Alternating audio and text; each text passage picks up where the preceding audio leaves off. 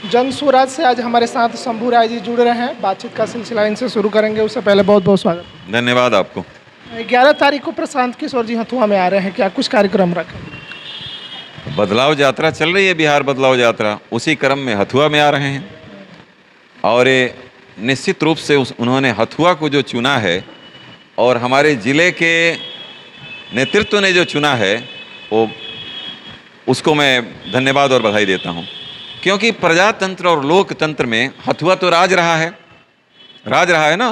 आज भी राजमहल है वहाँ, लेकिन वो रानी हो, उस राज में रानी होती है या मेहतरानी हो, संविधान ने सबको बराबर का हक दिया है, एक ही वोट का अधिकार दिया है। तो प्रशांत किशोर जी वहाँ लोगों को बताने आ रहे हैं कि राजा हो या रानी, या हो मेहतरानी, आपको अपना अधिकार और कर्तव्य समझना होगा। अगर आपका अधिकार है वोट देना, तो कर्तव्य भी है ईमानदार व्यक्ति को चुने, दागदार को न चुने, लुटेरों को न चुने, माफियाओं को न चुने, और जो आपका भला कर सके उसका चुनाव करें। हथुआ की सभा इस बात को इशारा करने के लिए होने जा रही है।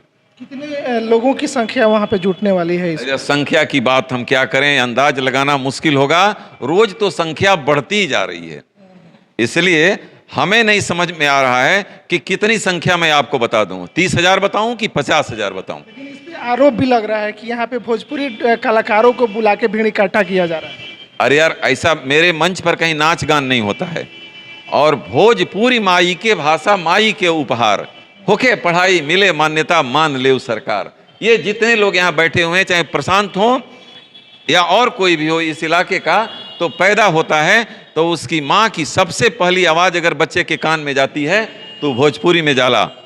लोग कहला जुग जुग जिया आ फुला इबा ना, तो भोजपुरी से बड़ा अच्छा चीज़ क्या है। अब ये चीज़ है कि कुछ लोग कलाकार भोजपुरी को बदनाम कर रहे हैं, अलग चीज़ है, लेकिन भोजपुरी तो हमारी माँ की भाषा है, माँ का उपहार है। हमारी तो ये मांग है। मैं पर्सनली आपको कहूँगा कि मैंने जंतर मंतर पर जाकर के और गृह मंत्री को ज्ञापन दिया था और मांग किया था कि भोजपुरी को भी एक भाषा का दर्जा दिया जाए। अगर वो दर्जा मिलेगा तो हमनी के लड़का जौन बा आसानी से भोजपुरी पढ़ के और तमाम कंपटीशन में अच्छा कर ली है सब। अच्छा, आपके पार्टी का कहना है कि हमारी सरकार आएगी तो लोगों को रोजगार अब यहीं मिलेगा, बाहर नहीं जाना होगा। तो मान लीजिए सूरत में, मुंबई में जो कंपनियां हैं, फिर उन कंपनियों में कौन जाके काम करेगा? अरे यार, उस कंपनी में काम करने के लिए हम नहीं ना बने हैं। अगर हमारे घर में कंपनी बनेगी, यहाँ बन जाएगी, तो हम यहाँ काम करेंगे। अब बताइए, आप की पत्नी घर पे हैं, अगर आप सऊदीया चले जाएं तो शाम को आपकी उनकी मुलाकात होगी, आपके माँ से मुलाकात होगी। आपके पिताजी बीमार पड़ जाएंगे तो दवाई लेने के लिए, आप कराने के लिए आप गोरखपुर और कहीं जाइएगा, गोपालगंज आइएगा। तो ये हमारी सरकार आएगी और प्रशांत जी का एजेंडा है। और उन्होंने कह दिया है, अब महिलाएं भी कह रही हैं कि छठिया में मोरे पियवा आई हैं, जई हैं ना परदेश, गाँव पे रोजगार के पई हैं, ना जई हैं दूरदेश। हमारे सरकार का अगला एजेंडा है हो कि बचवन के होई बढ़िया पढ़ाई, जुआ जुवती रोजगार मिली, 2000 के मिल जाई पेंशन, वृद्धाजन के 2000 पेंशन, मिट जाई अब बुढ़ापा के टेंशन। ये सरकार करने जा रही है। 400 का 1100 नीतीश जी ने किया, केवल प्रशांत जी के 2000 घोषणा के बाद किया। तो ये इतना काम करने जा रहे हैं। और आज किसी पद पर नहीं है, कोई उनके पास मंत्री संतरी कहीं कुछ नहीं है, और लाखों लोग उनके अधीन काम करते हैं। नौजवान काम करता है, युवक एकदम पगलाया हुआ है, दीवाना बना हुआ है, काहे को। और मैं तो कहता हूं युवकों के बारे में सबसे बड़ी बात, आप देख रहे हैं जितने लोग हैं, मैं 62 का और हारून भाई 62-63 के ये हैं। आई तिवारी जी भी, इनको अभी जुआ ही कहेंगे। वो ये है सरपंच है, बाकी तो सब यहाँ जुआ ही हैं। 20 लोग में हमारी आज विधानसभा प्रभारियों की यहाँ बैठक हो रही है, मैंने बुलाया था। इसमें अधिकांश जुआ है, इसमें 60% जुआ है, और बिहार में 60% आबादी युवकों की। मैं युवाओं से अपील करता हूं, हे युवाओं, देश की हर दृष्टि तुम पे है लगी। पूरा देश देख रहा है कि आखिर प्रशांत के पीछे इतना जुआ, अगर जुआ दीवाना है तो क्या सचमुच वही करेगा जो 1974 में जयप्रकाश नारायण के पीछे चल करके किया था? युवाओं ने बदला था ना। इमरजेंसी के दौरान कांग्रेस की सरकार चली गई थी, वो युवाओं का दिन था। तो हे युवाओं, देश की हर दृष्टि तुझ पे है लगी, है मनुज जीवन की ज्योति, मनुज जीवन है मनुज जीवन की ज्योति, तुम ही में सबसे जगमगी, तू नहीं तो को करेगा बिहार के उद्धार का अब फैसला। बिहार का उद्धार होने वाला है, इसलिए युवाओं पर बहुत बड़ा भार है और युवा बिल्कुल दीवाना हो गया है प्रशांत के पीछे। प्रशांत के लिए नहीं, प्रशांत की नीतियों के लिए और अपने भविष्य और आने वाले दिन को सुनहरे दिनों में, बदहाली को खुशहाली में बदलने के लिए, सुनहरे दिनों में बदलने के लिए नौजवान पीछे चल पड़ा है।